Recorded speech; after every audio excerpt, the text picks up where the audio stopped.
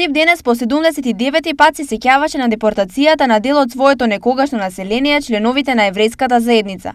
Вкупно во логорот Требринга биле депортирани 551 штипски евреи. Граѓаните на Штип и евреите живеа сплотено, живеа сложно, живеа во љубов и хармонија. Нацистите едно вакво ладно мартовско утро ги собраа и ги однесоа во логорот Требринка. Никој жив не се врати од таму.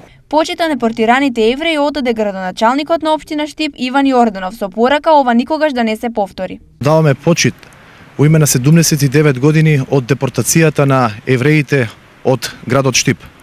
Овој ден носи големи пораки со себе, затоа што тоа што се случило во минатото никогаш не треба да се повтори.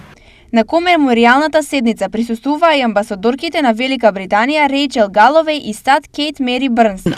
It's an honor to be here today. Чест е да се биде денес тука на овој ден каде што се комеморираат македонските евреи кои што биле депортирани заедно со градоначалникот на Штип и со претседателот на еврејската заедница во нашата држава. The people of Štip to mark this tragic day.